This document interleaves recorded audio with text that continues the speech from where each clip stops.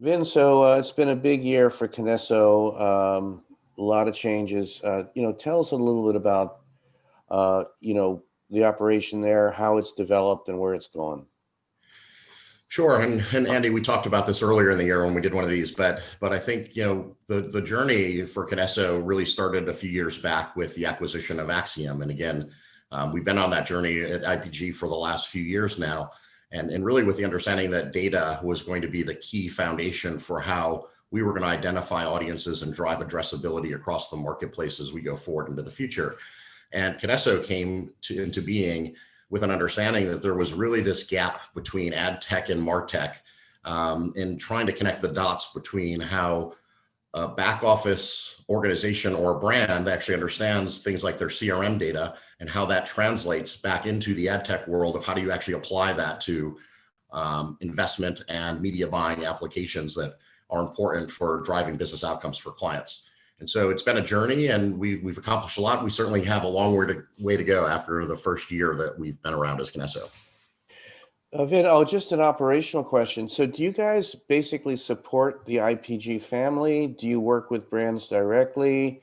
Do you work with brands that are not necessarily working with IPG? What's the scope of the business?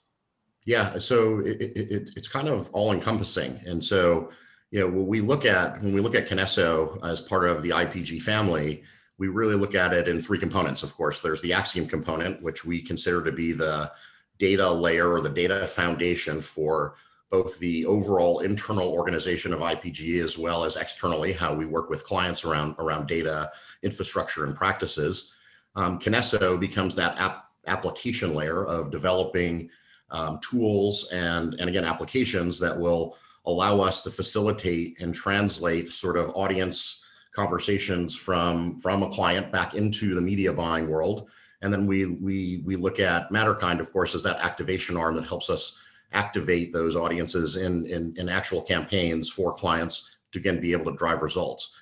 I think the operations of the business are set up to first and foremost, of course, start to build that infrastructure and tools and applications and technologies that help our agency teams like and Initiative or FCB and other internal agencies across IPG have access to tools that help them efficiently manage the business. We've also built those tools so they have the flexibility to be able to be pushed out into market and directly into a client.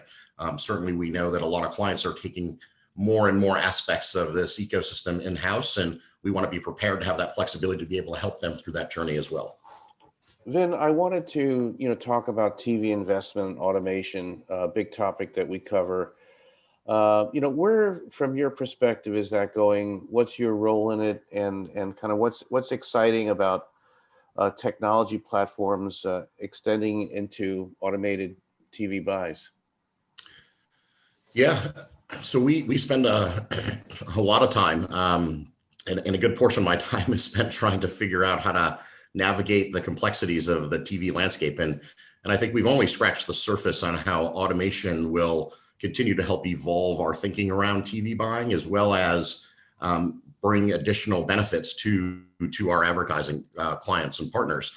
And the way that we think about it, again, is really about that translation of data. And I think where technology has really started to evolve is the ability to, again, understand on our side what our clients' most sought after or needed audiences are.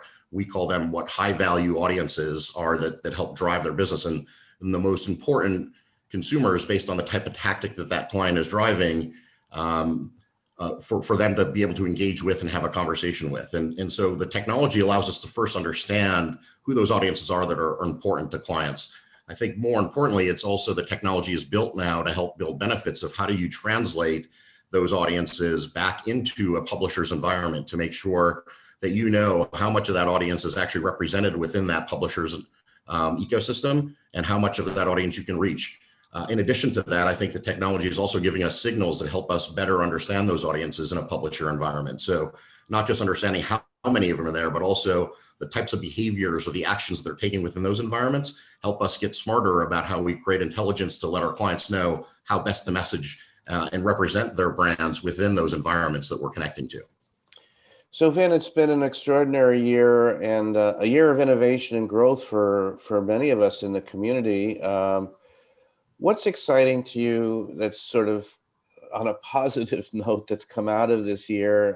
And in terms of the acceleration of what you guys are doing, what the industry is doing, and what could be next in 2021? Yeah, well, it's been a challenging year, I guess, Andy, to say the least, with everything that's happened and the amount of new things that have come up that you have to learn how to manage and deal with. Working from home, COVID, all the stuff that's gone on across the world around social injustice has all brought to the forefront, I think, a level of thinking that we should be thinking a lot more about, most importantly, consumers and how we interact with those consumers, and what are the right things to do around data privacy, regulation, and how you're building ethics into the process of how we do advertising and marketing.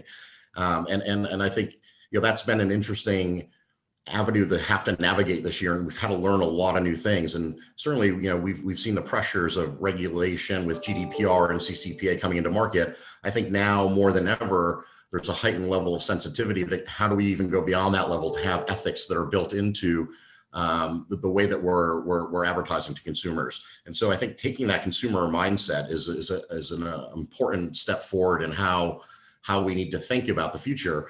And I think there's a lot of opportunity there.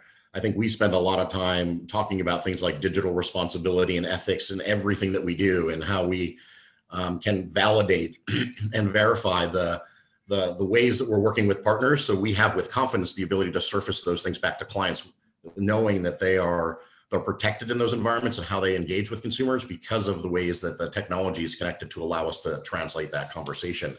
And so I believe there's a long way to go and still developing the technologies and solutions that help us to do that. But I think the bright side of this is that, for a long time, we've been talking about how technology will continue to evolve the way that we do marketing across the entire ecosystem. And I think now more than ever, clients are leaned in and wanting to learn more and more about how that automation helps them drive their business and more importantly, helps them understand how best to have and engage and build a relationship with the consumer in ways that are ethical, responsible, and important for the future of their brand message as well.